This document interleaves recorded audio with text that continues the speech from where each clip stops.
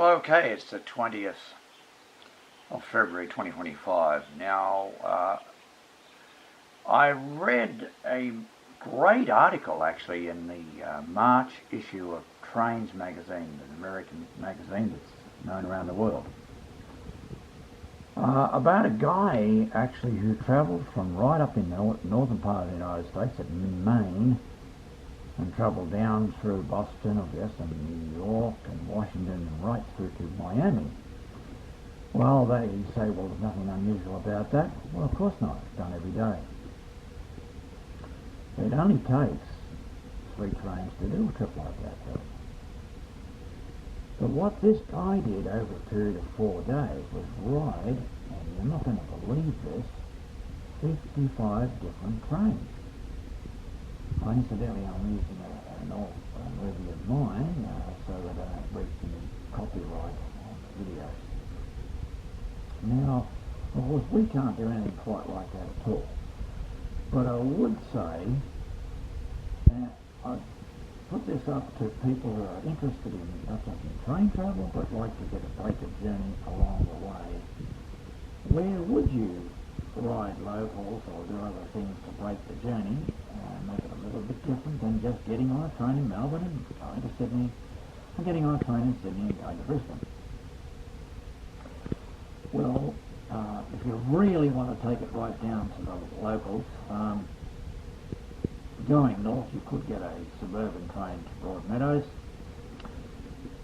local train up to Seymour, and another train from Seymour to Albury, and then of course Albury to Goulburn, and then Goulburn to Moss Vale, and Moss Vale, Campbelltown, then into Sydney, and going north you would get a train to Newcastle, and around through Maitland and Dundalk, and then you'd get a train from Dundalk up north. Now, that's really as far as you can go for a break of journeys and a practical way of doing these things.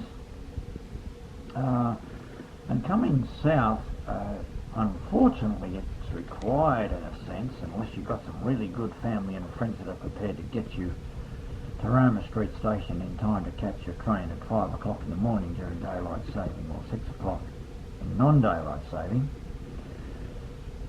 You stay overnight at Backpackers or the Abbey Guest House and apartments across the road from Roma Street, and you set off at 5 o'clock in the morning during daylight saving.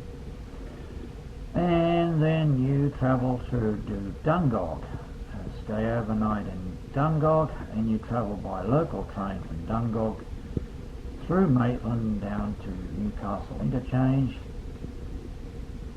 and then of course through to Sydney, and you can head out to Goulburn, and then of course stay over and continue on through to Albury, and then of course stay over again and travel from Albury on the morning train and continue through to Seymour, where you get the local train from Seymour to Melbourne. If you wanted to really ride another local, you'd get off at Broadmeadows and continue into Melbourne on a suburban train.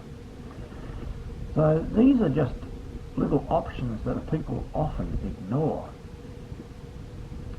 Sadly, they get on the train and just go Melbourne to Sydney, Sydney to Brisbane, or vice versa. So I thought I'd sort of throw those ideas in there as something to think about.